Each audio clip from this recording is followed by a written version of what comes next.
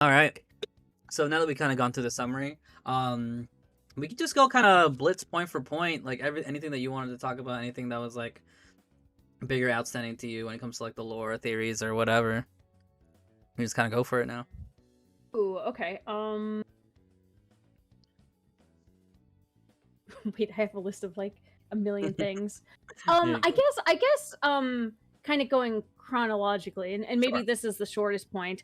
I think, one of the reasons why Kaya might be more involved with the Abyss Order than he leads on is the Mm, fact that early on, so during the Mondstadt Archon quest, and also Diluc's story quest, he says some weird things, okay. right? Like he was fraternizing with the Abyss Order during when we were off fighting Dvalin. So Yeah. instead of like defending the front gates, he was fraternizing, gaining intel, and he's the one who tells us about the prince or princess, right? Mm-hmm. And also he knows how to speak Hilichurl. Oh yeah, of course we know that. Yeah. Yeah, He has to speak Killer. yeah. So I think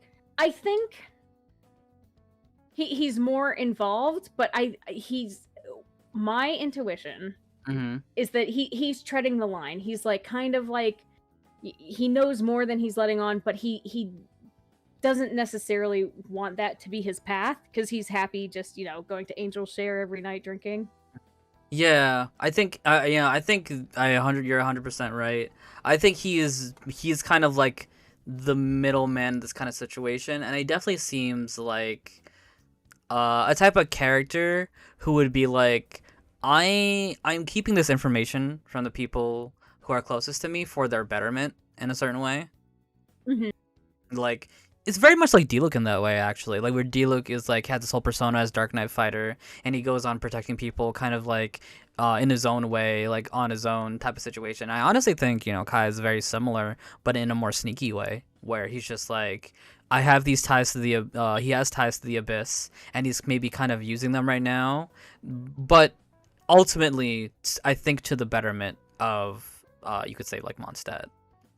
I agree, especially since for any of those, if you haven't read the Genshin like manga that's online, the web comic, Kaya actually has a line where you can hear his thoughts thinking about Diluc, and he's like, "Oh yeah, we're both like anti-heroes, and we have bad attitudes.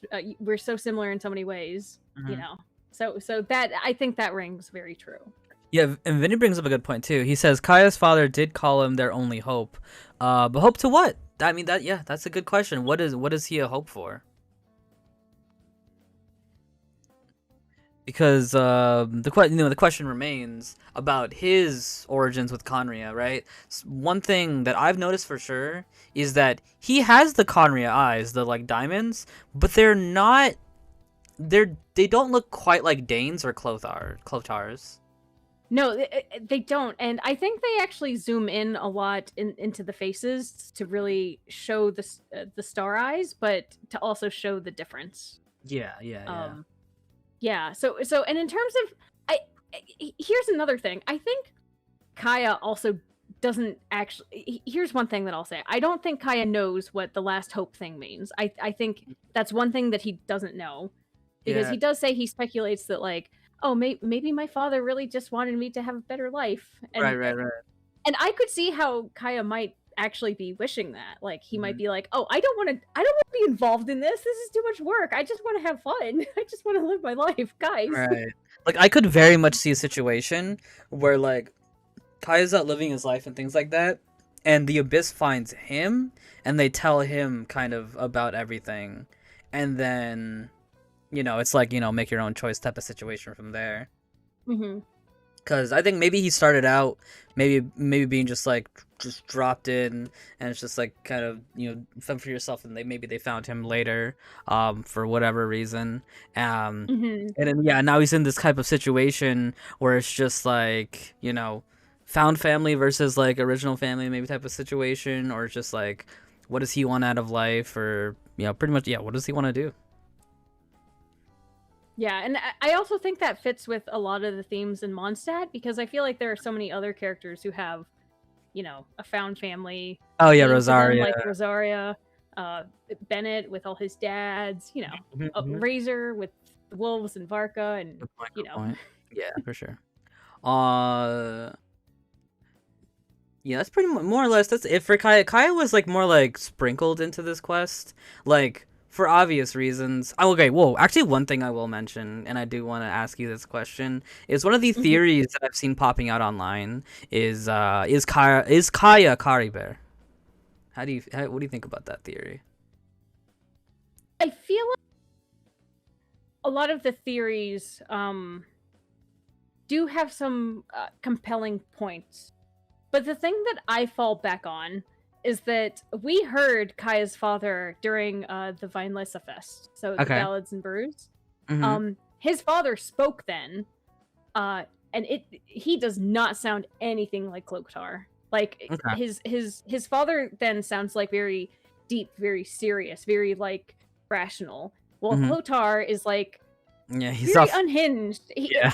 unhinged nobleman type thing, right? Mm-hmm. Mm-hmm. And even if they spoke the same way, the voices don't match at all. So that's sort of the thing that boils down to me because I don't think Genshin pays enough attention to detail that they would not make them that different. I think Yeah, yeah. Um, if they were the same. One more thing that someone mentioned in a previous stream that I was like, oh, that's kind of crazy. If you go to Kaya's little descriptions in the menu, the more about Kaya 4, Kaya talks a little bit. I think you said this earlier about Conria. One of the key words he says is the sinners are all that's left when he talks about like Conria and stuff like that.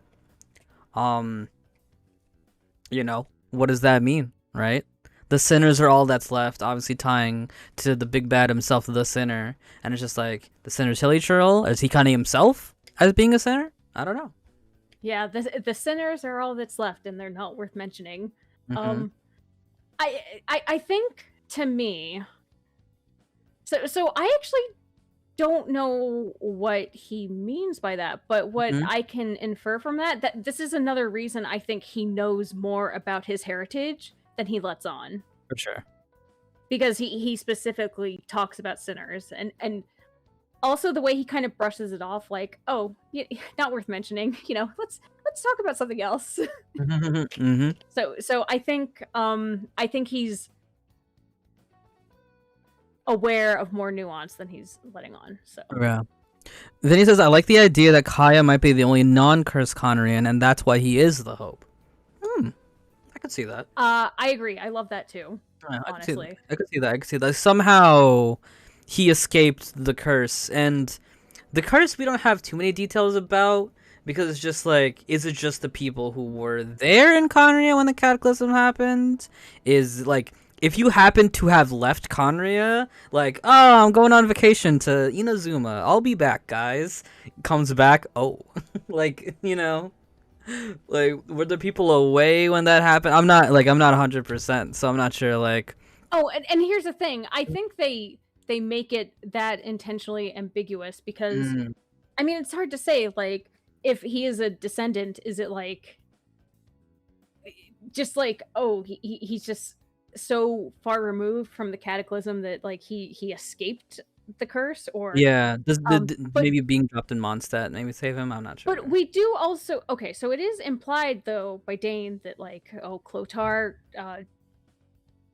cured his own curse, he died. Hmm.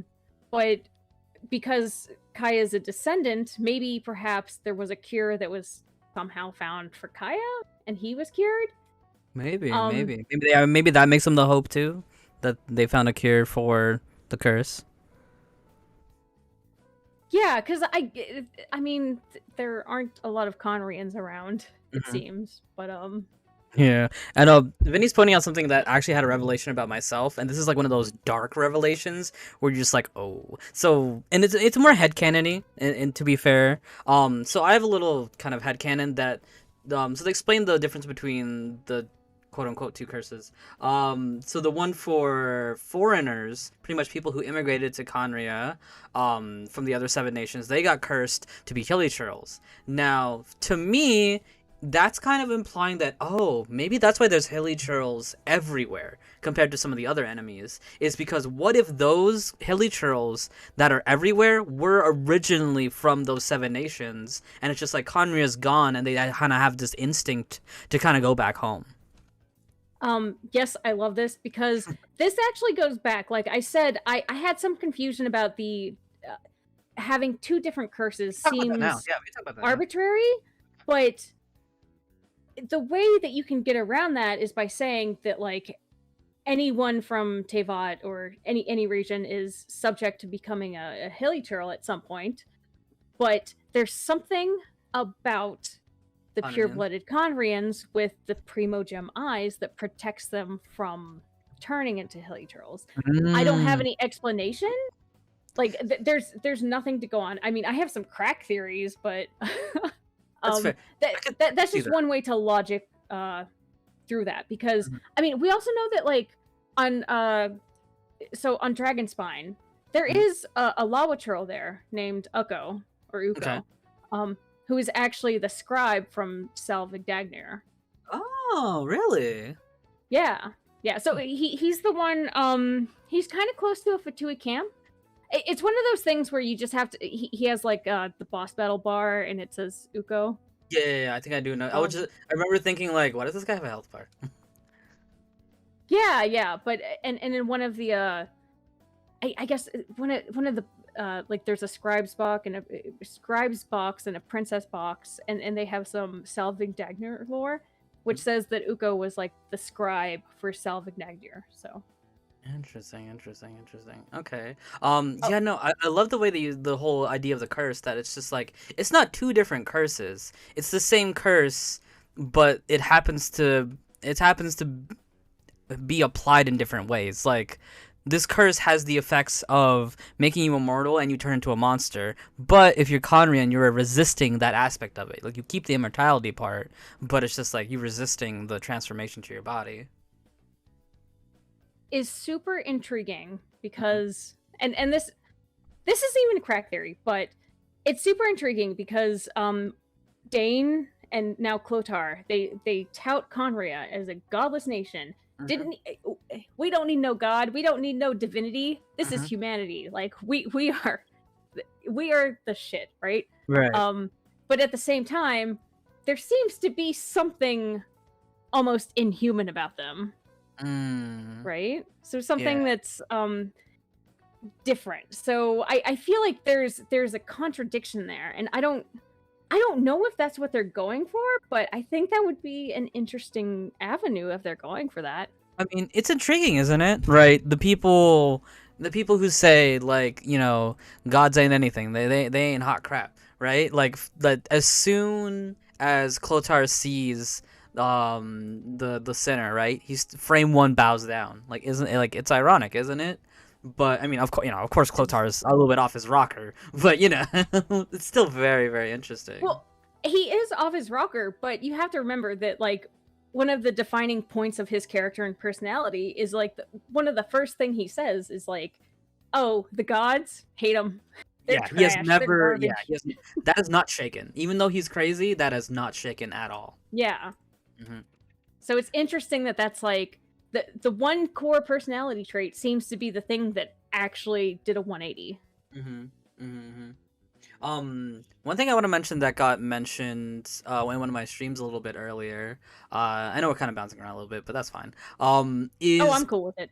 Is actually when Clotar goes to the Statue of the Seven, I remember having these thoughts. Is it's ironic the things that he's saying to the statue, because he is praying to the Ruta de Vaca / Nahida statue, and it's funny that he's so angry at it, of just like, you know, you caused this, you did all this, when we as the player knows.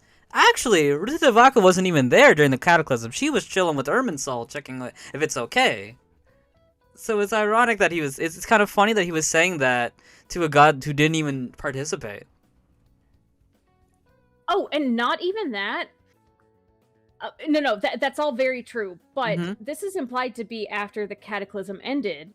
So then Nahida would have been locked up by the sages So it's like, oh, sorry, Clotar, you're not getting your blessing because the sages of the academia locked up the god. Yeah, Oops. you contacted the one god who cannot be contacted. Yeah, it's somebody else, I think it was Vinny in my chat mentioned that earlier. So like, yeah, isn't that crazy? You contacted the one god who could not be contacted at that moment. She's locked up. Yeah, so I think that is that's one of those things where like I didn't initially realize, but when I realized it, I was like, oh, that's a really nice detail. That's like I mean, both of those details about, you know, Ruka Devata not actually she was the one A of the one, yeah. seven who didn't go to Conry, and then Nahida was locked up. So it's It's like yeah, it's almost like double. my dude, Yeah. you are projecting onto the wrong god right now. Exactly. One quick thing I want to mention, because you talked about realizations, and we were talking about like the ones with the hilly trolls. One actually really dark realization that I kind of came to a couple days after is whenever it comes to talking about Calibert's mom, the woman from Mondstadt that Clochar fell in love with, he's always off like very offstandish about talking about her and things like that. Like whenever somebody like either we or Calibert mentions where mom is, he always drops the subject. We find out later that the bodies were buried in the farmland, and Clochar actually talks about one of the components of the medicine was this very rare mushroom. It looks like a purple, I mean not purple reddish like Rutavaha mushroom, that we can't find anywhere else. I think he was using her body as fertilizer. Or something, or some component. Yep, I that's what I got from it too. You know, like the moment it was like, oh well, because I remember. Wait, hold on. He first said that like, oh yeah, you know, the field. I'm growing mushrooms. I have a special fertilizer. And then a little bit later, there's a moment where he's like, oh man, I wish I could just lay down and just fall asleep here forever, like in this field. Yeah. That was like, I was like, what? Okay. Yeah, and then you realize, oh. So the skeletons are probably his wife and him, but like he was obviously alive growing those mushrooms long before his wife or lover at least died. Yeah, that's pretty dark. It's yeah. It's it's something. I love how dark this quest gets with so many aspects. I love it. Oh, it's so yeah. No, there's so many Genshin quests that get really dark, but they're usually never the voiced quest, right? Like the ones on I think it's not Sairai. Well, it's kind of Sairai. It's also what's the other Inazuma island? The one with the Rue? Surumi, yeah. Oh my god, like the Rue story is like, whew, jeez, poor kid. But it's like it's never really voiced, so you don't really get the, you know, impact. But I think this is the impact. I think this is the first one where it's just like, yo. Gets it. Well, I feel like all the hilly troll ones are kind of like that, where it gets like, whoa, like who are we killing?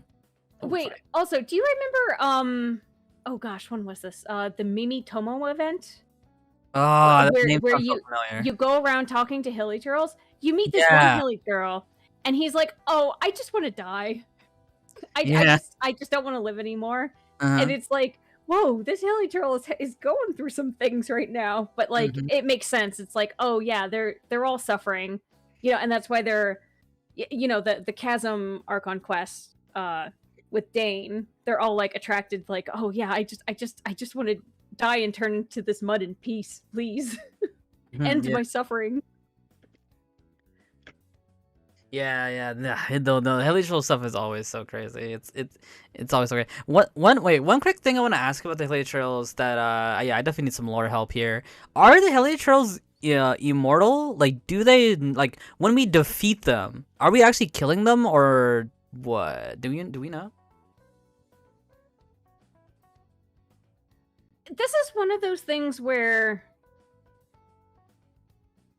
it's unclear, because a lot of it, like, sometimes I don't want to go too much into like gameplay mechanics and conflating that with lore, even though I think Genshin does try to incorporate gameplay into the lore. I think it does that really well in many ways. I know other lore junkies have like pointed out that like enemies might disappear differently when you defeat them, like treasure hoarders versus like hilly turtles versus like the Fatui. Yeah, they make it a point to say obviously treasure hoarders survive. But I mean, they do respawn all the time, so That's I true. mean, They do respawn. Mm. so maybe that's a form of their endless suffering. Like we go beat them up to, we got to get our berries. Sorry, hilly churls. Cookie makes a good point here.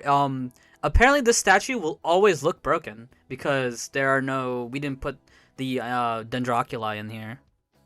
Little, Oh, that makes sense. Mhm. Yeah. Yeah. I'm also so I remember trying to look this up because I didn't notice it until much later, but if you like there are 10 levels to the statue, right? And it seems like Yes. they do have different phases of Mhm. recovery. Yes, yes, yes, yes. Um so I don't know if this corresponds to a specific one. I mean, maybe this is just the starting one. I'm not sure, Y- but You know that could it's make definitely not level 10. Yeah, it could make sense because like, and again, you don't want to do too much gameplay to story unless the game wants us to. You could definitely have the argument of just like Lumine activated the statue recently, or Abyss Twin, excuse me. Abyss Twin activated the statue recently, and that's why we can Oh, tell, yeah, yeah. and like travel to it. Oh, It's although blue as well. so I did see a YouTube video. I think it was Musashi who like does a lot of like exploration trying to get it out of bounds.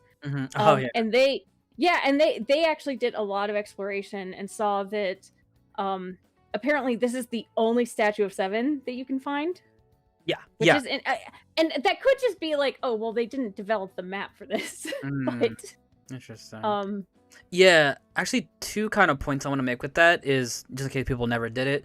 Number one, if you do try to go outside the boundaries of the quest, the traveler actually speaks. First of all, they speak. They have a voice line. Is they go like, "Oh, I should wait for Dane and Paimon to come back, so you can't leave."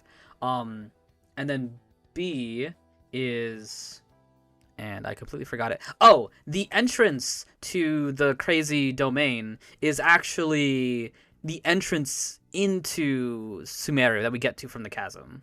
It's something I also noticed.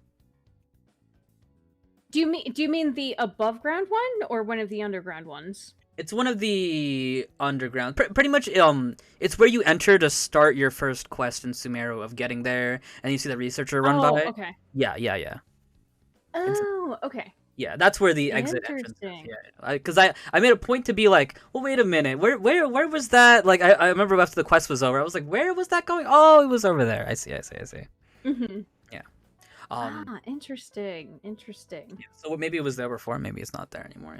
Like, I don't know, because again, we were talking about with that domain, like its ties to the chasm. Like, if you kept going that way when you get into that map in the present, chasm's right there. Like, maybe. Yeah, I mean, yeah.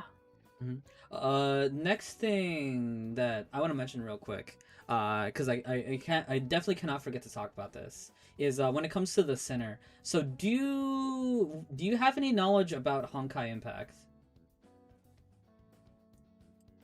Sorry, that was the sound of me perishing. I only have the most superficial knowledge. That's Like fine. I honestly don't have the time to No. play Honkai Impact.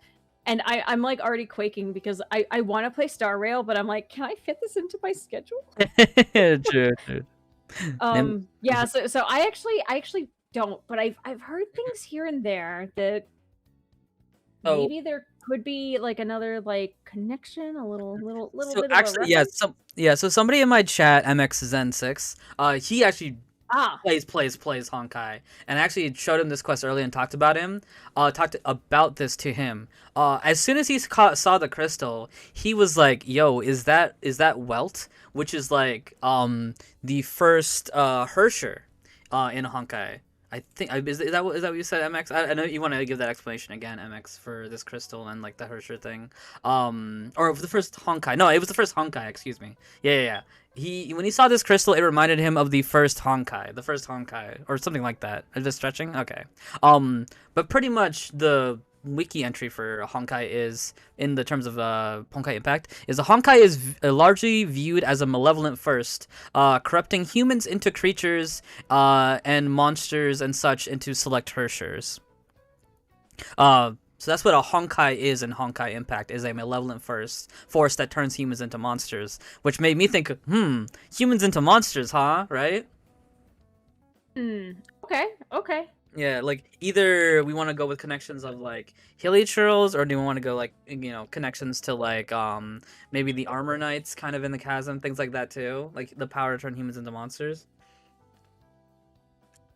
And as well, I believe I'm not sure if it's Honkai or Hersher, but they always appear when a society gets too advanced to kind of essentially put them in their place to like essentially set them back.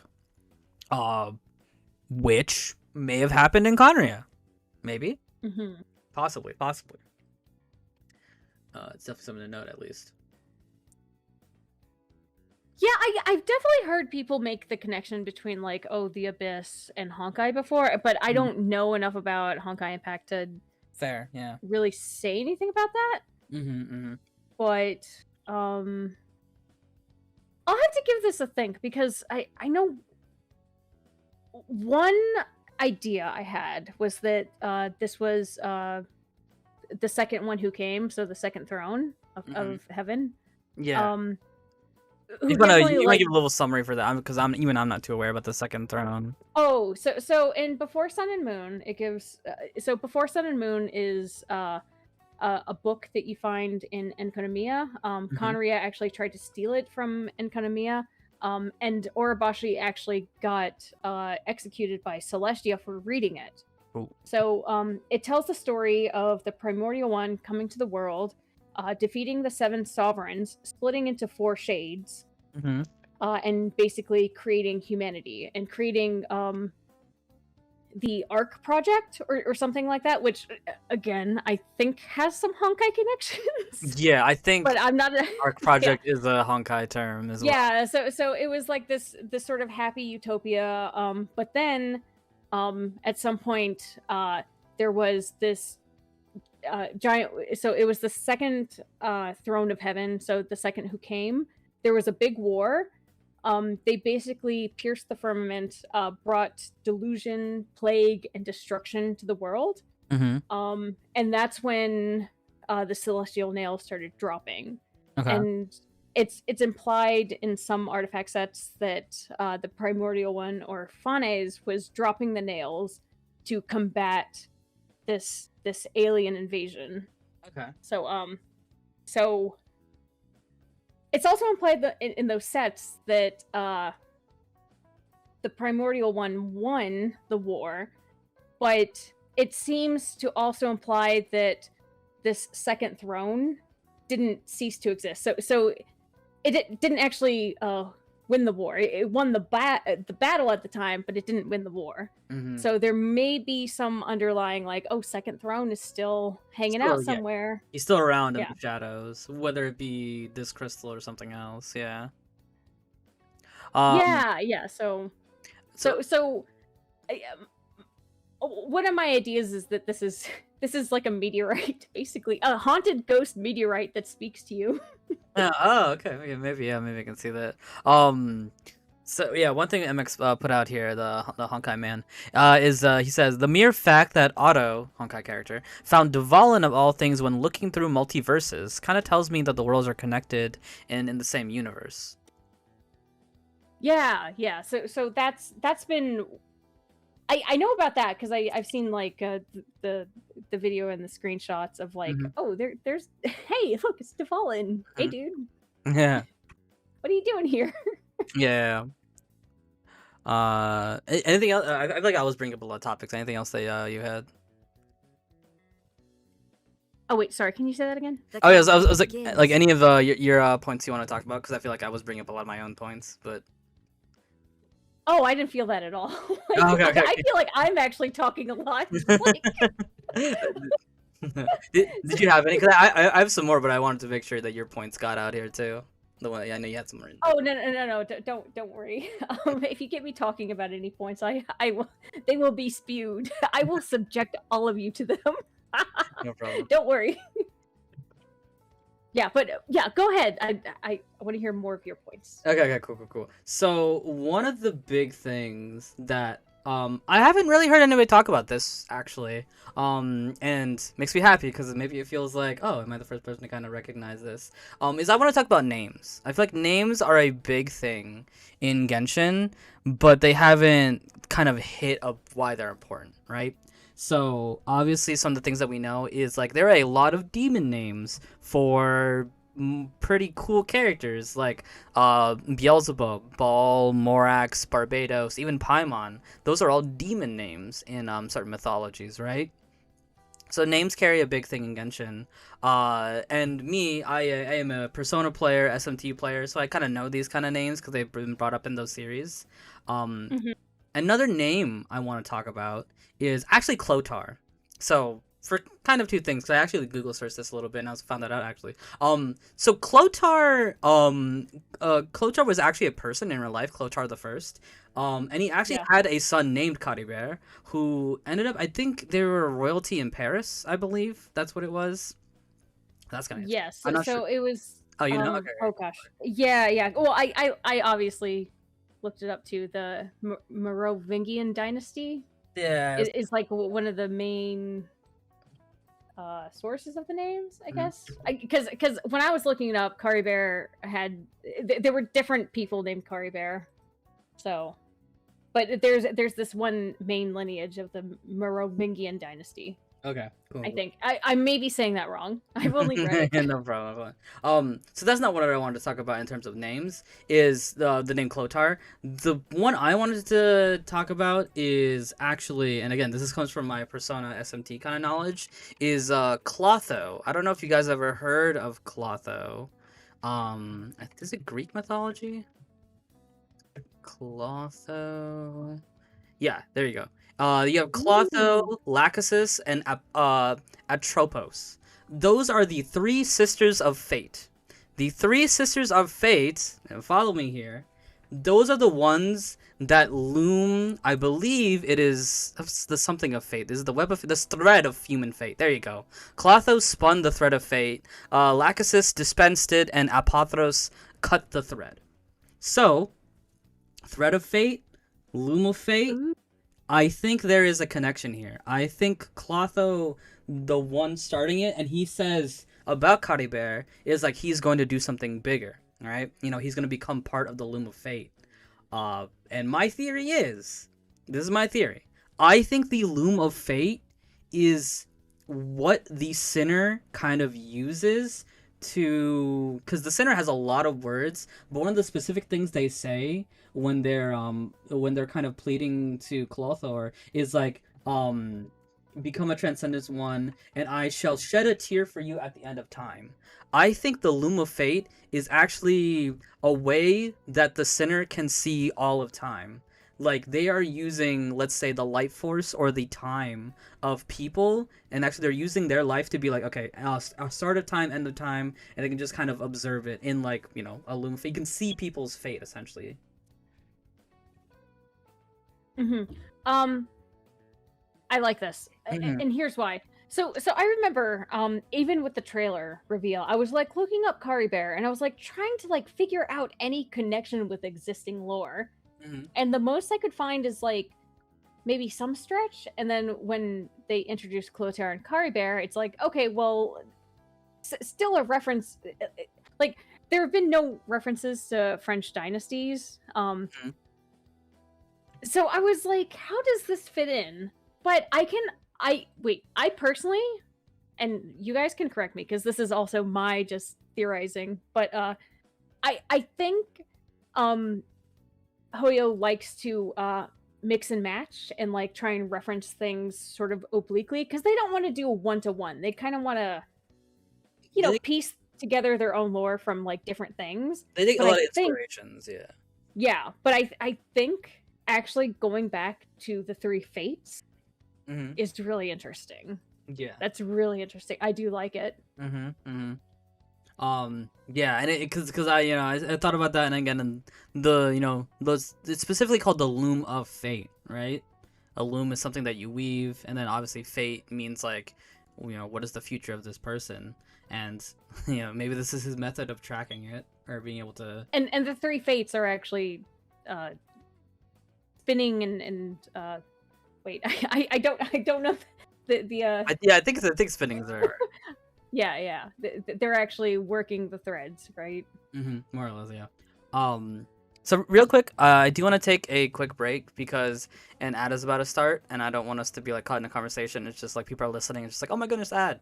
So I'm gonna play a quick ad. Go ahead and use the bathroom chat, get some water, whatever you need. I'll be back in like a couple minutes, maybe like 2 minutes or something like that. So quick BRB chat, quick BRB as ads play. BRB. Alright, I'll be right back in his bathroom.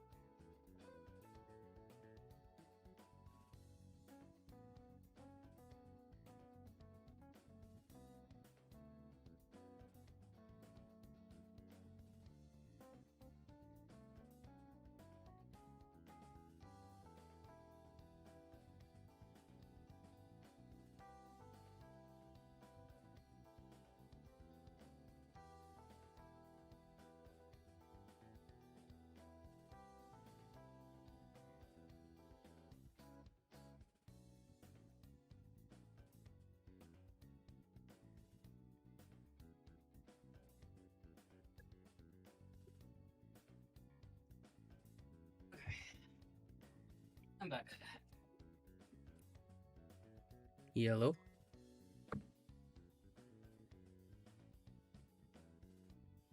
Are you still watching ads? Ads.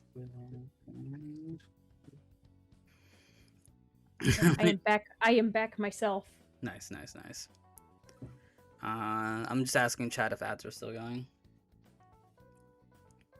What are ads? True.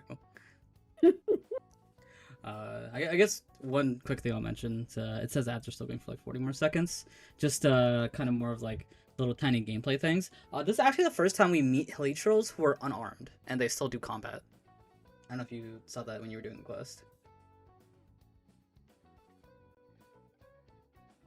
Oh, I guess it's some. Oh, I guess it's something I didn't think about, because even if hilly turtles are kind of unarmed, they'll still like dig up like a rock or like a slime to throw at you. Yeah, this but is I guess they couldn't do that. Yeah, this is the first time they swipe at you with like their claws. Interesting. Okay. Yeah, I remember walking by them, and I was just like, "Oh, combat music's playing," and then they tried to fight me. And I was like, "Wait! I just heard some backstory about you guys. I'm not fighting you." Oh yeah, wait.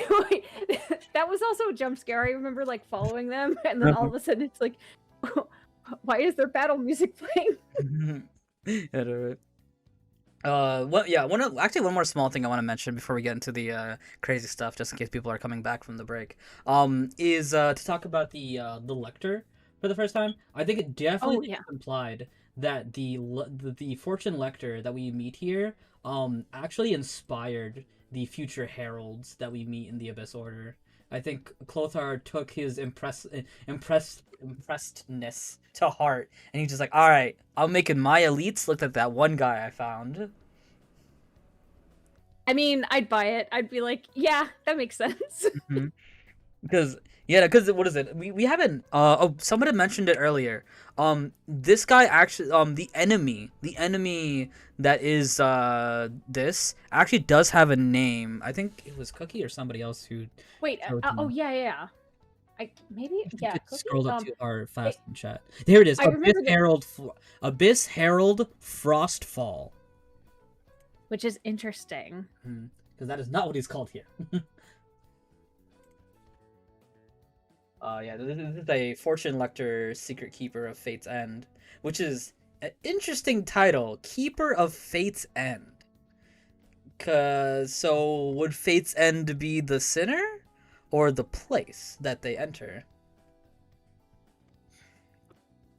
I had just assumed that it was the place name, but it could maybe it could also apply to the sinner, because I mean the sinner explicitly talks about like, hey, can you transcend fate? I bet you could. I believe in you.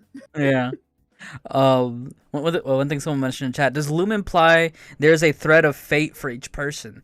I mean, you know what it is. Here's the thing with Genshin, is fate and astrology and all those type of like things. They are very tangible things. We can see that with Mona especially. Is that when Mona scries, she is correct. I do not think she has been incorrect at all. Correct me if I'm... It's heavily implied in the last Golden Apple Archipelago that she is very accurate in her predictions, or like almost 100% accurate, because she talks so much about like, she can read the fates, and some people might want to go against that, but she feels so much sadness that sometimes it's like, oh no, actually you have a terrible fate and there's nothing you can do about it. Yeah, it's like, how do you communicate to that people? Yeah, so to say, yeah, so pretty much fate is a very tangible thing, and I think because that is true in the world, I do think there is a thread of fate for each person. I do believe so. Agree with that. I think yeah, everyone has their set path, but yeah, I mean, I for the longest time I've tried to like conceptualize like what exactly the Luma fate could be. Like, is like in the same way that like, oh, like everyone's fate seems so set. It's like the Luma fate. Like, what exactly is it? Like, it couldn't be a physical loom. Maybe, yeah. I mean, is it? Or is Could it? Could it? I don't know. I don't know. Now, maybe. Another thing I want to ponder your head about a little bit is, again, the idea of when does the flashback end? I want to go into that for a little bit more. I think the implication right now is maybe the flashback ends right after Clothar says, "Oh, Princess of Conria," but I actually want to even say that maybe it diverges before that point, because the big thing is that right after Calibert takes off his mask as a Hilichurl and we black out and we pop back in the bed, Clothar has a realization of who we are. Why does he have that realization? What is the catalyst for that realization?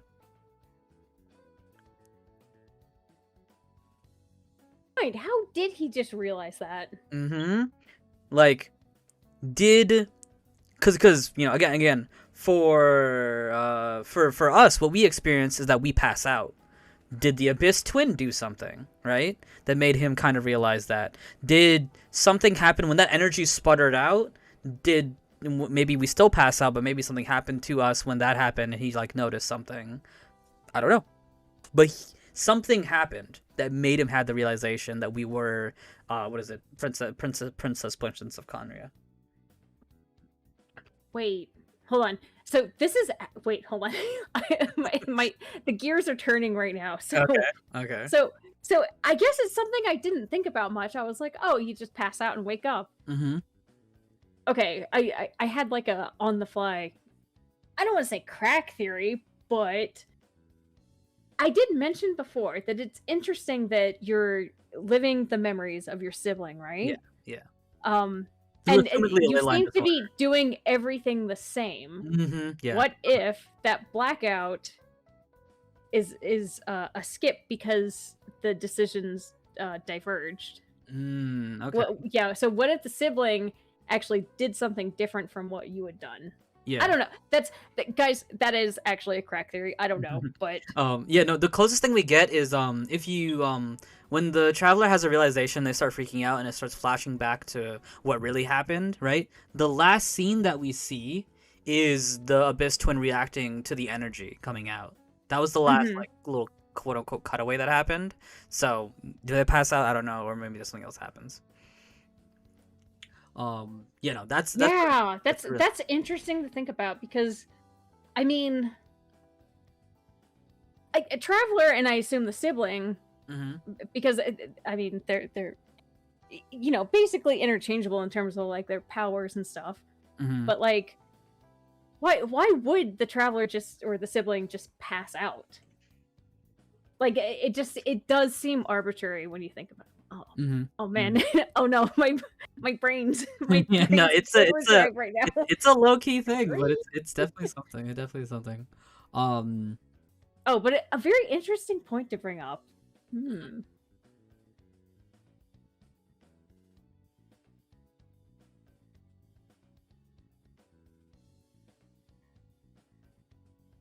Oh, here we go. MX posted a little. I think it's a Hearst right there or something. Let me read this. The Hersher at the end, which was the final Hersher in the previous era of the Honkai timeline. During the war of the previous era, that Hersher did end up wiping most of humanity in Honkai on Earth during that time. Details missing, but let me cut. But after that, when humanity started to recover and advanced, she was nowhere to be found, which is why I brought up the way the crystal addresses itself for some reason gives me immediate Hersher of the End vibes, and in fact, that it's a giant crystal. Hersher at the end, which was the final Hersher previous era in the Honkai timeline. During the war of the previous era, that Hersher did end up wiping out most of humanity. But after that, when humanity started to recover and advance, she was... Okay. So, I think MX is surmising that this Hersher of the end wiped out a society in Honkai, and then when it was finished wiping that out, it maybe moved to Genshin or to VAT. Wait, also, sorry, MX, I'm so sorry. I'm like still processing between like this previous conversation and also the fact that like I said, I have a very, very superficial knowledge of Honkai Impact. Yeah, yeah, yeah. But wait, so this would be by this logic, the Hersher of the End. Is that actually a character in Honkai Impact? Because I the Hershers are characters too, aren't they? Or... I think they're a type of... Let me hold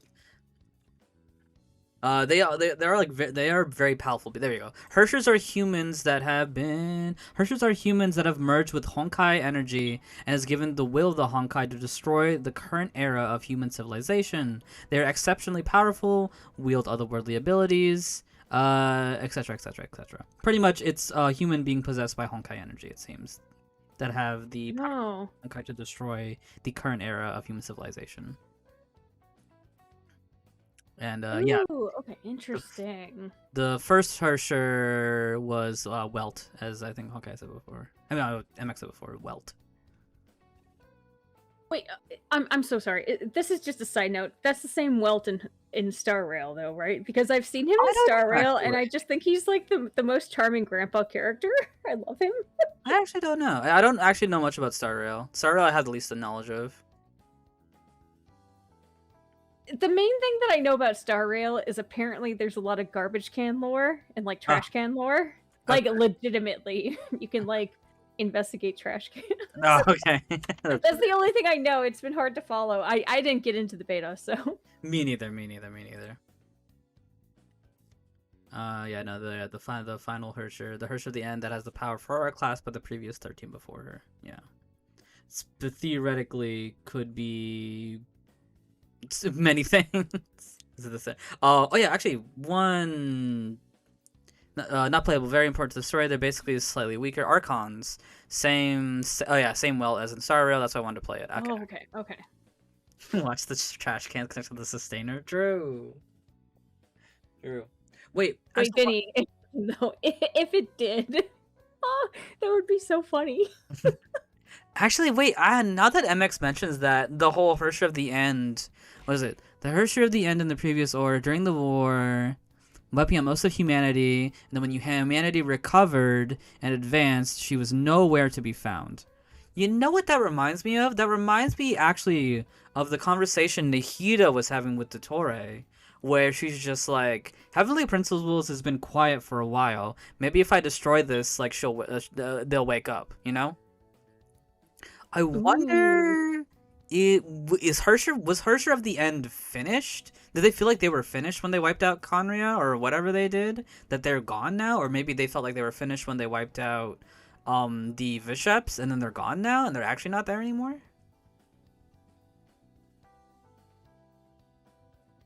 Hmm. I'm kind of getting a little similar vibes actually after hearing the fact that they left after they. It seemed like they were done with wiping out the advancement of humanity.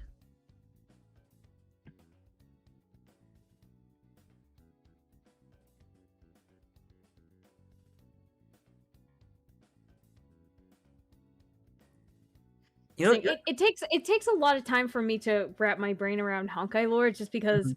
Honkai has Yeah, had it's how many years of lore to like build a on? lot. Like They what, have 5 or 6? like they have multiple timelines 7? too. They got multiple different stories. There's like post Honkai Odyssey. There's a bunch of stuff. And apparently, like part one is just ending now. I've heard like oof, it's great. It's a bunch of stuff. Part 1? Apparently, yeah, right. MX isn't like part one ending soon. Like it's. Oh, I had thought it was like the end of the game, but I was like, I think wait, so, but it might just be the end of part. I'm not sure. Like MX. Yeah, part. There you go. Yeah, part one. part 1. Interesting. Yeah, it's great. Okay. Mm. There was another big thing I was trying to hit, and where was it? Oh, one kind of big thing I wanted to hit was talk about Fatui and stuff for a little bit. I remember when so Nahida talks to us, and she tells us about the dissenters, right? Yeah. I actually remember thinking at the time, right? I was just like, really, the Fatui know about these people that enter Tevat through like other worlds? Like, how are they supposed to know that? Like, at first I was just like, are they really able? Like, I knew like the Torii and stuff like that when they were powerful. I was just like, oh, how would they really know that? But then like after hearing the things about like the Sinner and whatever, I'm just like, maybe I wonder if the Sinner actually does have connections to the Fatui, more so than I assumed. Because right, we have a character like, oh my goodness, what is his name? The Jester. I forget what the Jester's name is called. Oh, Piero. Piero. Yeah, Piero. My husband. He's my husband. Who assumedly is another Conrian, right? Assumedly is another Conrian. Yes, he is Conrian. Mm-hmm. And it's just like, well, hold on now. It seems like the Sinner has a vast knowledge of, or vast powers to be like, it doesn't matter if you're going through memories, it doesn't matter if you're going through time, it's not an obstacle. You know, that's how Dane describes the Sinner, as this like kind of all-powerful, kind of omnipotent kind of being that can like understand that. So I was just like, wait a minute. So I could definitely see how a character like the Sinner would be able to track who enters and exits Tevat, if it's someone like that. Oh yeah, I think they definitely would. I think they actually. So funny thing about like the Fatui record, since the beginning, since we heard that, I was like, is this accurate? How do they actually know this? And my assumption was,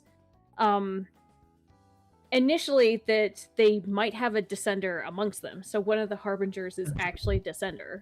Yeah. But the second thing is that, so even though the Abyss sibling isn't classified as a descender, they were summoned in the heavens responded, as Scaramouche said. Yeah, Scaramouche said that. Mm-hmm. So Piero would have some knowledge about that. He understands that, like, oh, people can come from different worlds.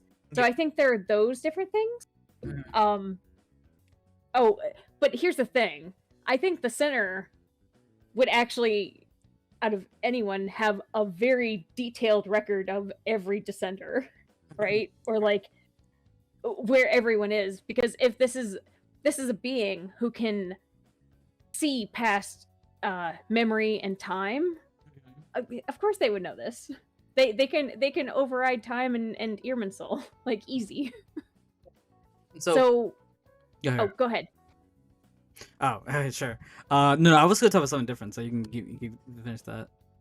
Oh no, that was the end of my thought. Oh, okay, cool. I just wanted to talk about the point that Vinny brought up. Is I still like the theory that Celestia might actually be dead. There that no one is there now. I have zero backing for this though. You know what?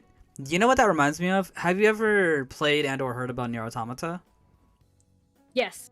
Okay. Wait, but isn't, hold on, maybe this is something I'm misremembering. Maybe this is a Mandela effect. Didn't the developers say that they find inspiration in Nier? You know, I Isn't that think one of it's their also one of inspirations? I don't know if it's Mandela effect too, but I feel like maybe I've heard that too, and that's why it made me think of Nier Automata. Because I know that they're on the record for saying that, like, oh, Evangelion is like definitely like a heavy influence on Look at them, freaking right? Scaramouche's robot. Like in a few seconds. Like yeah, that's a freaking Eva. Uh, Get it, Shinji, Skara, get in yeah, it. get in the thing. Wait, real quick, super duper quick. Spoiler warning for Nier Automata because I do want to talk about one aspect of that. So if you've never played it, close your ears for like the next 5 minutes just so I can explain it real quick. A big turning point in Nier Automata's story is that the two creators of the beings who are on there, the androids and the robots, they don't exist. Humanity does not exist, and the aliens, the alien robot creators do not exist either. The thing Vinny talked about kind of made me think about that is like, what if the primordial one either has left or there is no more, like they've died or whatever, they're gone, and like Sustainer is being there as like big buff bodyguard, being like, nobody can find this out. If you come in here, I'm gonna kick you back down or trap you or whatever. Nobody's gonna find Ooh, out that no one's here in Celestia. I like too. So from like an from some, okay, so I've mentioned Paradise Lost, the artifact set. Mm-hmm. So that's like one of our main sources of knowing what may have happened during the War of the Second Throne. Okay. Because the goddess of flowers herself, who is a Seelie, who was actually in heaven or Celestia, Mm-hmm. like said that, like, oh, it sounds like the primordial one won, or like Fane's one. Mm-hmm.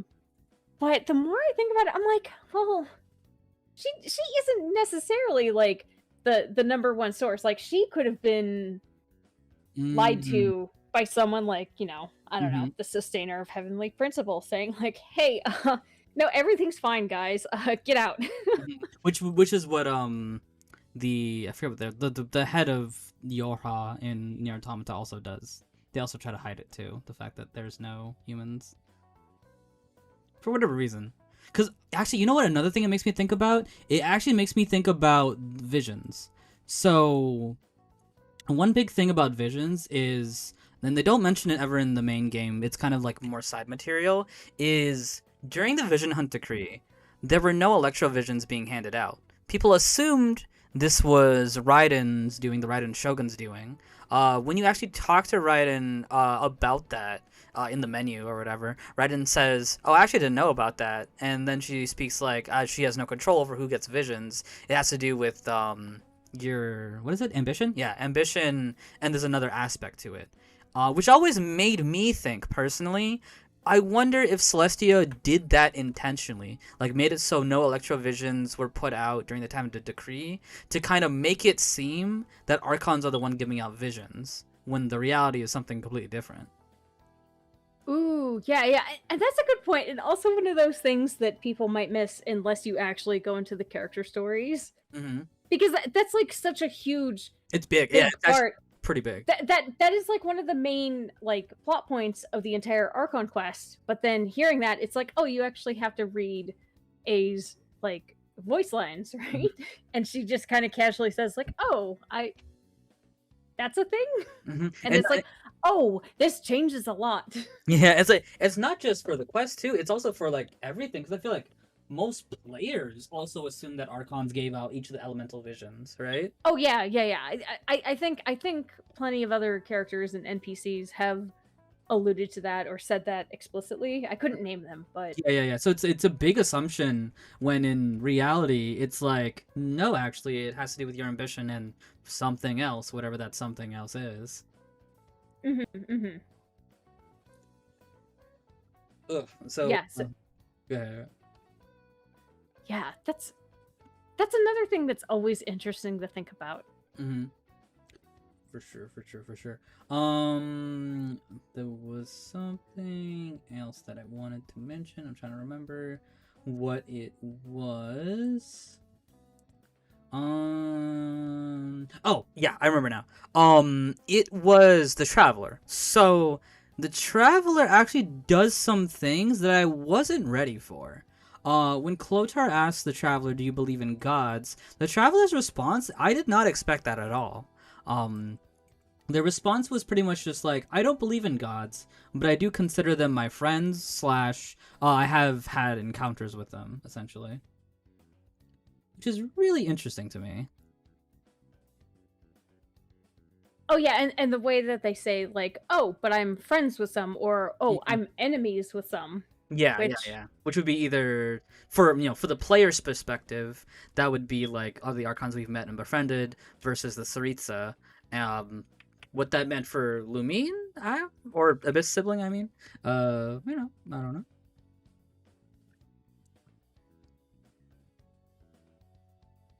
oh, that's interesting because I didn't. It's one of those things that like can easily escape you, where it's like, Mhm. oh, certain lines of dialogue, like even though you know that you're in a memory, it's like these specific things. Yeah, you're Ah, yeah. supposedly you're So still yeah, following the memory until that point. Yeah, we have to. yeah. So sibling. Yeah, who would sibling be referring to, or is it actually Ether responding like in a way that Is he doesn't responding change the close enough? memory? Yeah. If that makes sense. Is the response close enough that it kind of like I don't know.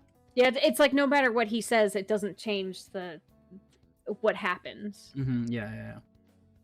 I wonder if that line worked differently in the Chinese. That's a big factor too. Is that unfortunately sometimes Genshin does have these kind of moments where things said in the American text isn't precisely what they wrote. I don't know if you ever heard about the thing with the one of the Tartaglia lines back in the day, but that was a big thing that happened. Yeah, how in the EN translation, he seemed more condescending and Yeah. aggressive, whereas in the original Chinese, he was the opposite of that. Yeah, he was more so remorseful, but his hands were tied essentially. Yeah. So Same thing yes, with sometimes the Razor. translation can miss. Yeah. Um, But no one's. I feel like usually people are on the ball at least for that in terms of the player base. Uh, I haven't really. Thankfully, I haven't really heard anybody talk about this quest being like, "Oh, this is what they actually meant," type of situation. I think so. I remember so I don't know specifically for this quest, but I do remember someone pointing out Mhm. that in the trailer when the sinner says oh dear creature, Yeah. apparently in the original Chinese it's oh life, Oh, interesting. which I don't, they didn't go enough into like the specifics about like how literal or metaphorical it was, so I don't know Yeah. how. Yeah. Yeah, but apparently there was a little bit of a difference. Yeah. So it seems it's an interesting difference that could theoretically mean something different. Maybe. For example, so Vinny says, example, what if perhaps the Chinese text specifically about the archons and not the generic god term? Ah, yeah. That's true. That's true. There's a difference between archons and gods because gods are more like a class of being, and archons are the specific seven.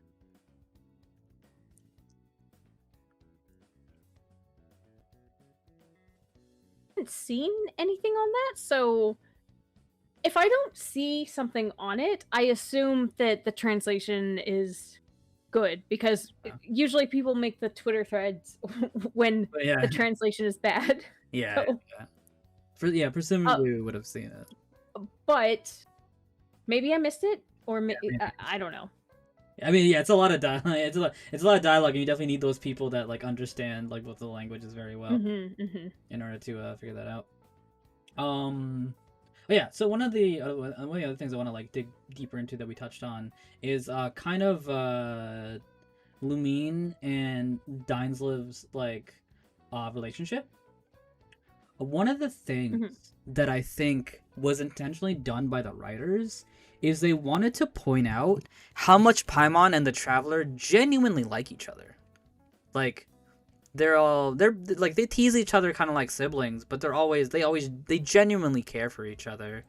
Even if your dialogue is kind of like being a jerk to Paimon, she still wants to protect you during the night, obviously, right?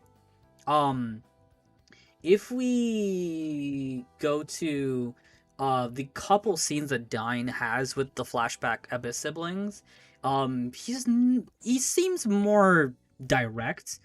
And it could, it could just be me surmising something, but my kind of little assumption is that maybe the relationship between Dine and our sibling wasn't the best, as to the degree of like us and Paimon is what I'm trying to say here. I can definitely see that. I mean, I guess as like sort of like a first order assumption, I would just be like, oh well, Dane is a bit more serious in his nature. Could just be a personality type. It could just be a personality thing. But it's hard to tell because also, I mean, there might be something to it in the scene after this one or the next one after that, where he's like, oh, you've been crying. Oh, you were dreaming of your sibling. Gotta go. Yeah. So like, and again, that could just be like a Dane thing where it's like, feelings, emotion. I gotta bounce. maybe, yeah, maybe. Because again, how do I say something that makes sense? Is knowing what we know about Paimon, and also just to preface this, I absolutely hate the whole Paimon's gonna betray us thing. I think that'd be the dumbest, stupidest thing ever, and they should never do that. But if we're thinking about Paimon in the same situation, if something like this happened to us, we would almost definitely tell Paimon that it happened. I believe. Oh wait, actually, one thing that I'm sort of realizing right now with this line of dialogue. So we talked. Well, so we mentioned that. It seems like you're reliving this memory and taking the exact same like major decision paths. So you're basically making the same major decisions, but perhaps there's missing dialogue here because he's like ... all right. So it could be implied then that you're reliving the memory, but you're somehow missing some dialogue of like what your sibling said. Yeah. So maybe there is more to that, and we just don't know. That's true. Yeah. The assumption, at least for me, was that this was the kind of Leyland disorder that was kind of going on, because Leylands are essentially bottled memories in a way, right? So that was maybe what kind of activated this. Maybe every little the place, the person, ley lines that kind of combine together to create like this flashback for the traveler. But maybe it's not 100% perfect or something. Lemons asks in chat to you actually. Ruse, what are your opinions about the false primordial one and Asmonde's shades theory? So what exactly do you mean? Do you mean like a false primordial one, like the Second Throne like took over the primordial one and did like a sneaky little haha, no one notices that I've taken over? Or do you mean like more in terms of the primordial one being Or they say that one. a more that one? I think it's a possibility. Wait, and what do you mean by Asmodee's shades theory? I don't know if I'm actually familiar with that. Oh, how the Archons might be shades of Asmodee. So who's Asmodee? Just to, I'm unfamiliar with that name. So Asmodee. So this was Okay, I think it was like technically data mined like in 1.0 to be like Okay. the name for the unknown god. Interesting. Okay. Okay. Yeah. So I don't know if that's like a leaks or A little shaky, spoilers a little thing, shaky. Okay. but it was like as early as 1.0. Okay. So I actually haven't heard the theory that they might be shades of Asmodee because I mean, even thinking about the Archons we do know, they seem so different They seem in like their own their beings that being uh, and and who they are. Because, for hmm, example, Venti is he's like a wisp of the wind thousand spirit. winds. Yeah, wind So spirit. so he has connections to Easteroth. Zhongli has God knows what the heck is going on with Zhongli because he's like 6,000 years old, Yeah, he's an adept probably at dragon.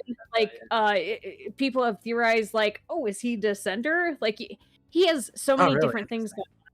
Oh That's fair. yeah, yeah. There are some theorists who think that he's a descender.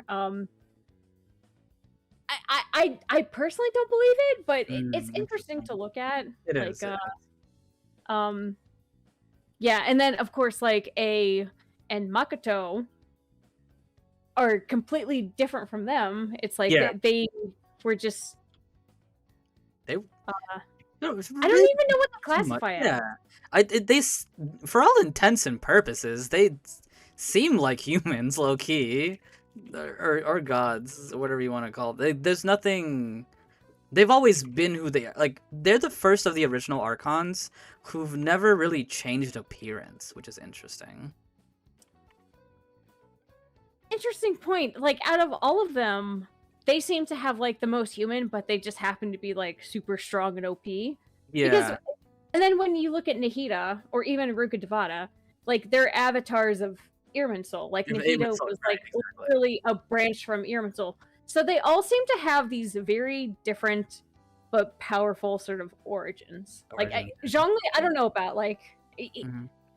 oh, another theory I've heard about Zhongli is that he was one of the original seven sovereigns, which I don't I know mean, if I buy that either, but I feel like that one I has a better connection because well, not really though. The Vishaps do have more connections to adeptal beasts than like anything else. wait, I agree in the sense that I buy this more than I buy Zhongli being a descender.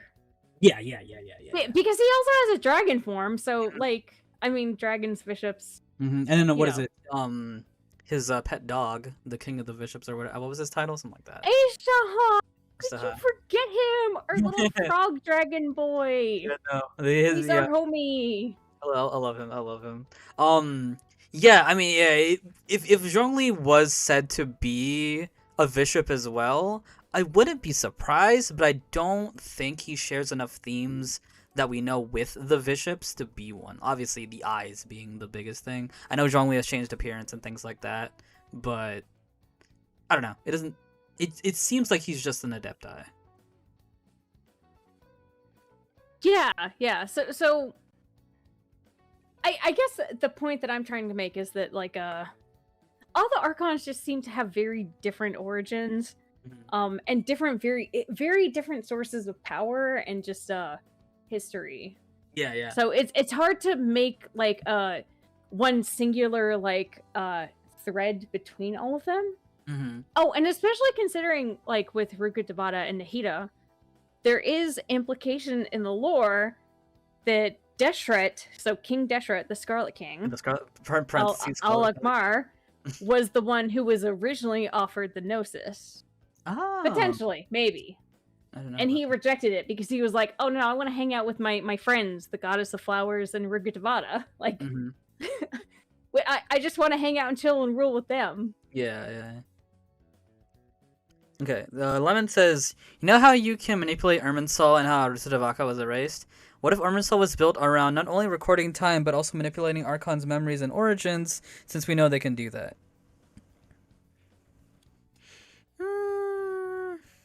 I'm playing Archon's Memories and Origins. My only problem with that, personally, is more so a writing thing. Is I think at this point the Genshin writers are very good.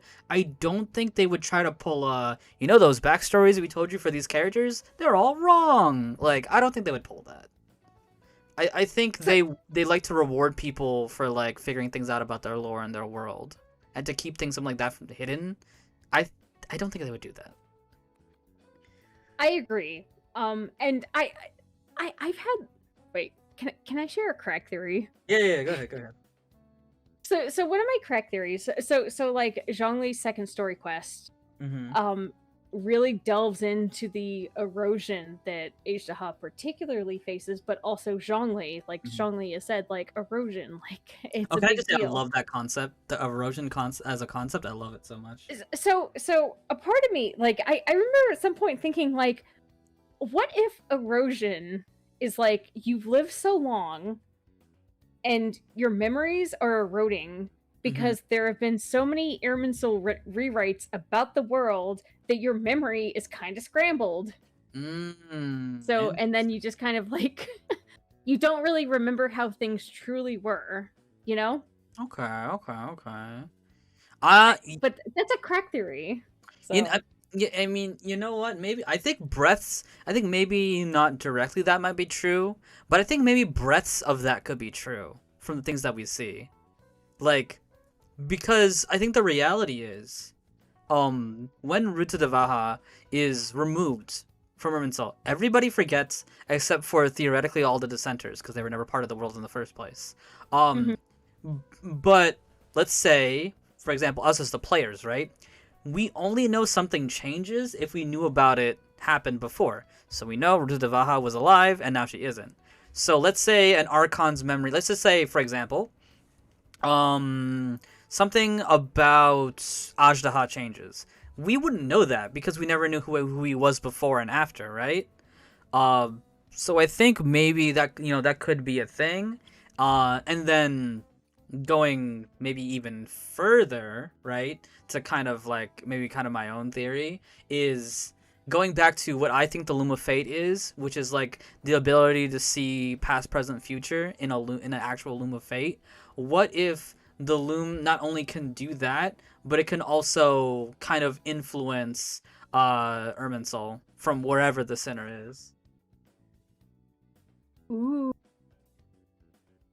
A bit too far, but just putting it out there. I like it. I like it. It's like well, like I said, I have no idea what the Luma Fate is. So I am happy to think of like what it could be, right? So like even just like thinking of it that way, Mm-hmm. I think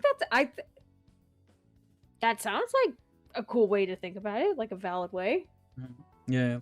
Vinny says, I love how aware Zhongli is. He knows the Traveler is here as a witness. Xiao mentioned that as much. Traveler will be there to share the memories in the end. Actually, that's a good point. If we want to go with this, and say like the residents of Tevat are subjected to their world, right? They're subjected Mm-hmm. to Irminsul's memory changes and everything, as the Traveler isn't. Maybe, maybe that's what Zhongli meant. Maybe that's what Zhongli meant. He literally meant maybe to the degree of just like my memories could be changed, my whatever could be changed. You will never change because you're not part of this world, so you can tell the true history, right? Because we know the true history is that Rutavaka gave up her life. That's not the history that Tavat knows, but we know that's the true history. Maybe that's what he was implying.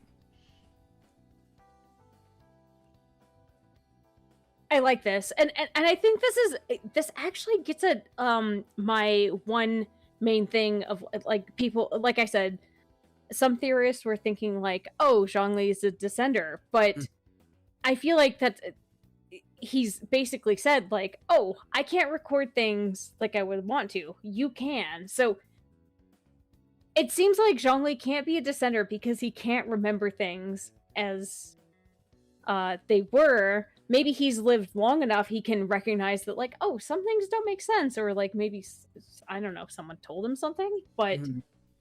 it Yeah. makes sense that it makes sense that he's he is relying on us. He's like, oh, you're better than stone tablets. You can actually witness, Mhm. right? Yeah, you can actually witness these changes, and yeah, you're not going to be affected by them. Yeah, no, it's super interesting.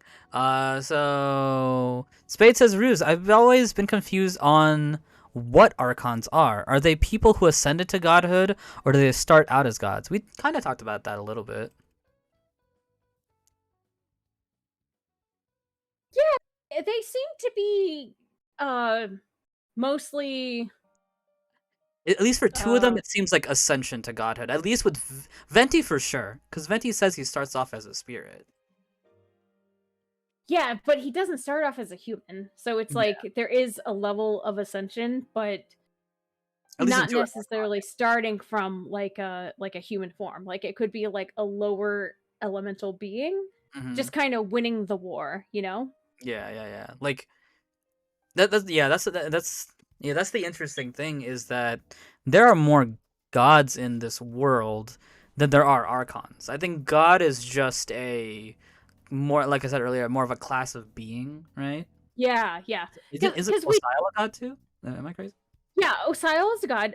Yeah, Orobashi Arbashi, was Arbashi. like the best god. Like he was like, "Oh, hey, I'll take care of you guys. Oh, I guess I got to sacrifice myself too. Okay. Guys live on the surface. Have fun." Mm-hmm. And he gets chopped in half. Mm-hmm. Um yeah, but there is evidence of like plenty of other gods. Um oh, and that's the whole premise behind like Tatarigami, right? Or like maybe even like the karmic energy that Zhao is dealing Oh with. It's like yeah, yeah. karma. Oh, and even the consecrated beasts. So you know like the Oh, yeah, the big vulture. they've been affected. Like Yeah, they've been yeah, affected. yeah. So in their enemy descriptions, it said that they're so powerful because they're feasting upon the remains of dead gods. Mm-hmm. And you can in the desert surrounding like the sandstorm, you can actually find at least one skeleton, and you're like, oh, was this a god? Because like there's a scorpion there just like munching on like the remains. Mm-hmm. Um oh, like a giant scorpion, like a consecrated beast scorpion. Yeah, So yeah, yeah. so there seems to be also a lot of unnamed gods who just like, I don't know, just were forgotten by time, Mm-hmm. it Mm-hmm. seems to me. Yeah. Don't if you kill a god, whatever their power was explodes outward, like what happened to Guizhong and the Dust People. I'm not fully aware. So that one that's an interesting point because with other god deaths, we don't necessarily see that. Like with Orobashi, there doesn't seem to be a history behind Oh that. no, they meant the Salt God, not Guizhong. Because I was like, I think Guizhong's something different. I think they meant the Salt Oh, God. Havria. Havria, yeah, Havria, the god of salt. Yeah, Havria. So yeah, Havria definitely had like a burst that turned people into salt, which Mhm. yeah, so I don't know if that's a common feature because Yeah. we don't know of any other occurrences, but we do know of a lot of other god deaths. Mhm. Um, but I also think Havria is like a very oblique reference to like Sodom and Gomorrah, More, where like yeah. people turn Right, to just, salt. yeah, because they defied, what was it? I don't remember everything about that quest. But she, Yeah, that was she went against the contract. I think that was the biggest thing. yeah. Well, she. Oh, my understand. Well, hold on. Actually, I don't remember the quest Me neither. that much at all. Not that much, not that much. No, my impression was is that maybe more similar to Orobashi. Like she just kind of like tried to flee and like just uh reject what was going on, but Uh-huh. I guess at some point her power failed, so she just Mhm. I don't know, turned people into a lot of Maybe it's like when a salt god. and betrayal. Oh, yeah, that quest is crazy. Maybe it's when a god loses control of their power before death. Possibly. I wonder if that has ties to erosion as well. I don't know. Cause like, okay, you know what that reminds me of? That reminds me of Orobashi, right? Cause wasn't Orobashi cool before their death? Or am I thinking of something else? He was like the coolest. Okay. Um, Okay. uh, up until his death. After his death, he was not cool because of the Tatarigami. Yeah. Yeah. Yeah. Um, Okay. but that also wasn't his fault. It's like, oh no, it's just like his skeleton and remains like emitting like The uh miasma. I don't cursed remember. deuce energy. Yeah. So Yeah, no, that one's again, I love the concept of erosion because maybe if it means something more, that'll also be cool. But I just love the idea that I've never seen it in any other like anime, video game, or anything of just like, yeah, if you live this long, you're probably gonna go a little cray cray, or you're just like not gonna be the same person you were like after 200 years. You're definitely not gonna be the same person that you were 100 years ago. You know what I'm saying? Like the fact that so many of these characters in like other medias like stay the same after thousands, hundreds of years, and like with Genshin, it's just like, oh yeah. yeah, with Genshin, like, yeah, you're probably gonna erode after a good chunk of time. You're probably not gonna be the same person you were before.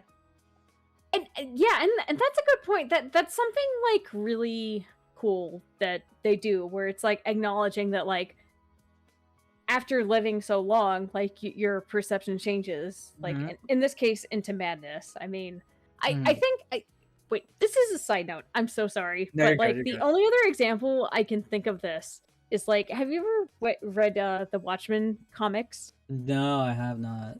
Oh, okay. So, well, there's a character, Doctor Manhattan. He gains immortality, but his perspective changes just because he's living so long, Mm-hmm. and everything seems so distant and minute to him, right? So, Mm-hmm. so, but like this, going back to this, like one thing, like with Clotar, like him losing his loved one, Yeah. however that happened, uh but like also like dealing with like his eternally cursed child, it's Mm-hmm. like, damn, Oh yeah, and that like would make that's gonna do something to you. I would go crazy after literally 2 days, The fact that he's still honestly. farm is pretty impressive. Yeah, so Mm-hmm. yeah, it's not a good curse. Yeah.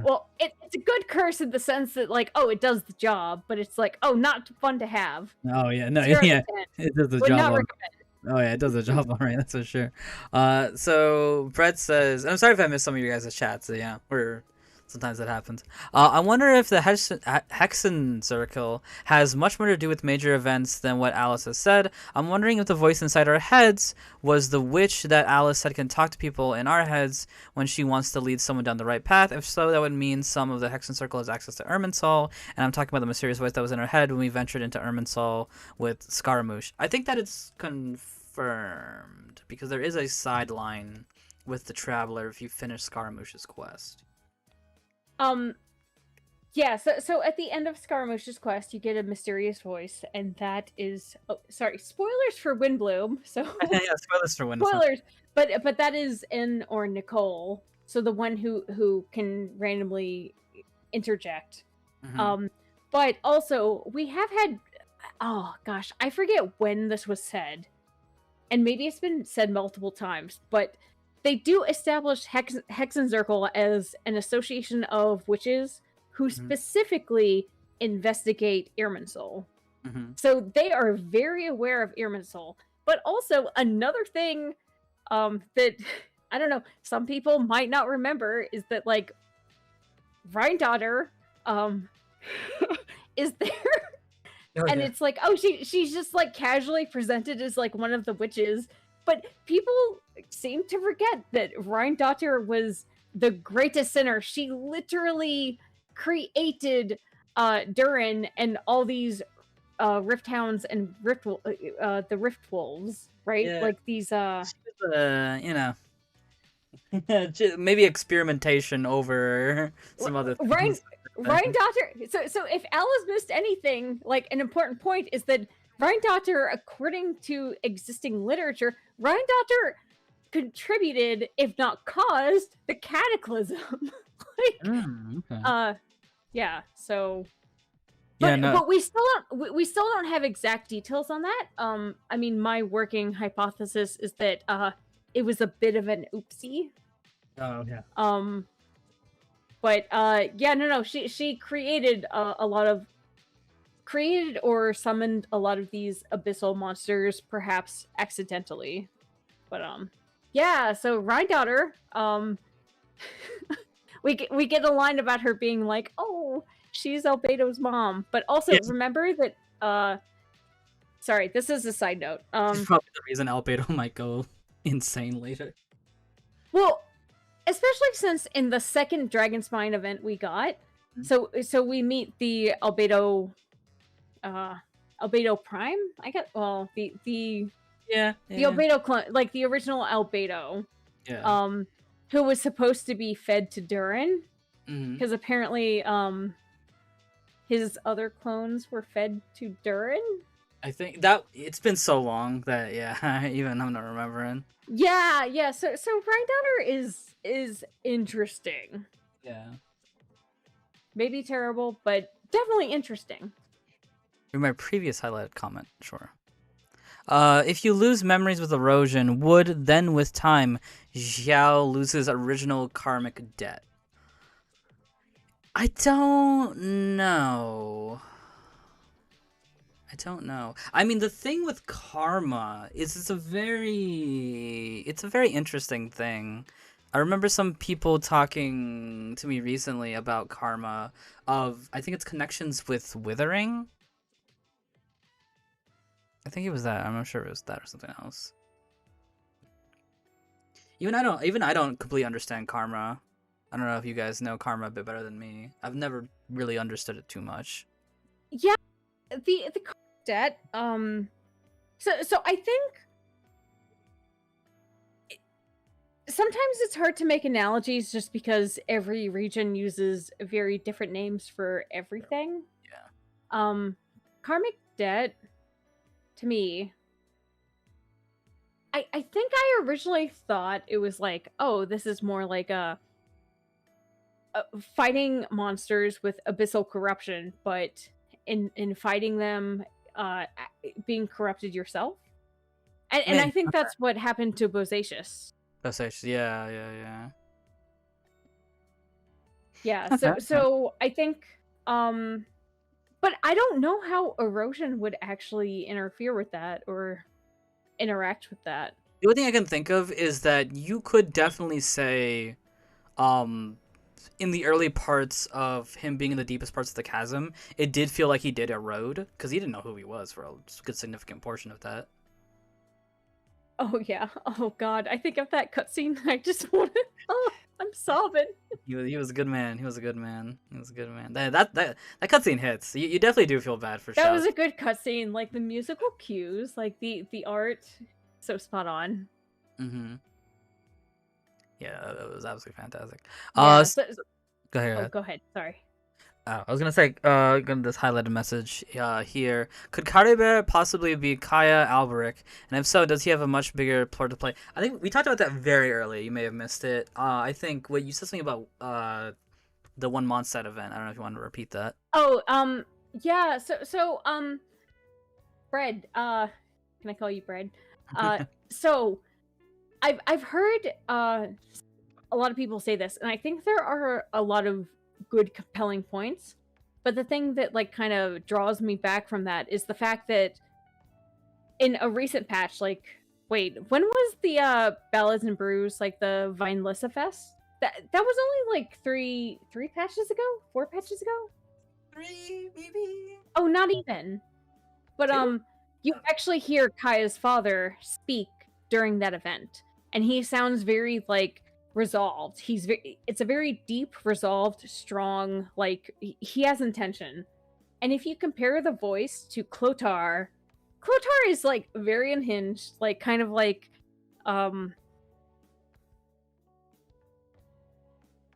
he's off the rails, like but also he has like a bit of a nobleman speak to him. So so the voices are completely different. Like even if they were like sort of like trying to speak the same way, I don't think they would match. So and I think that Hoyo, if they wanted them to be the same, they would have actually had the same voice actors, Yeah, and these especially are close enough. within like 4 patches. Yeah, exactly. I was gonna say like, these are close enough quests that if they wanted to make that correlation, they would have made that Yeah, correlation. Like, it wasn't like one happened like at during 1.0, 1.1, or 1.2. It's like no, they happened within a few patches. it's So it's actually interesting. This is actually one of the theories that I forgot that I don't know if this works because I'm not sure how the timeline works.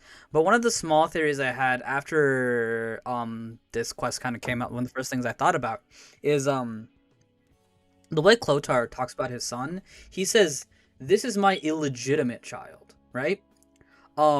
Which got me into thinking, what if he had a legitimate child, right, with the person he was originally betrothed to?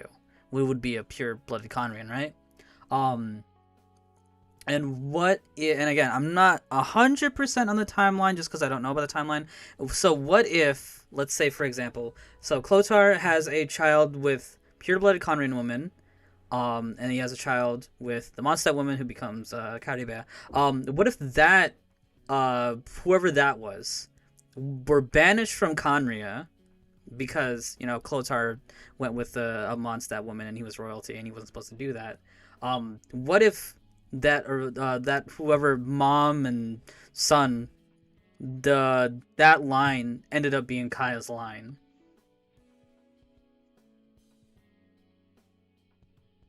I think that makes more sense that like because he specifies, oh, this is my illegitimate child as opposed to my fully legitimate children. That type of thing. Um yeah, so and there's also the fact that like we do also have to like think about like basically Clotar he lived during the cataclysm. Like he speaks about the red skies and like the end of like Conria, right? So he's like at least that old. Yeah. So one thing that we do have to grapple with is like how old is Kaya? Like Kaya doesn't seem to be cursed with immortality or anything. He just seems like a normal dude in Yeah. most respects, right? I believe he was younger in the time of the comics and things like that, right? Like he actually had a younger body, I believe. I'm not sure. Yeah, he does. Yeah, so actually like in the flashbacks with Diluc, he looks he aged normally. So to me, I think that he aged normally, like just a normal dude. He was a normal person, right? Yeah, and the way as well, the way Clotar talks about Calibert is that he's going on to live a better life, becoming the Loom of Fate. It would be weird, at least for me, if that means he just becomes a normal dude walking around. Like the way it sounded like it sounds like, oh, Calibert's dead, but his being, his body or whatever is going towards a better purpose. And that's the impression I got. Like there's no indication of what actually happened to Calibert, right? Yeah. But it seems like something happened to him, and he probably isn't just a normal human right now. Like if he's the Loom of Fate, like there's something else going on. Like, I don't know what it is, but he's something else, right? Yeah. Whereas Kaya obviously has more freedom as like someone who is more human, more or less restricted in how he can live. Yeah. One thing I want to mention real quick before I forget about it is, again, this is more of like the theory aspect. What do you think is behind the mask? Do you have any theories? What do you think behind the Hilitroll's mask? Because it was a big point that what is it? Clothar knows and tells Calibert not to do it, and B, it's assumed that Calibert does it, and that's what makes him like leave the house.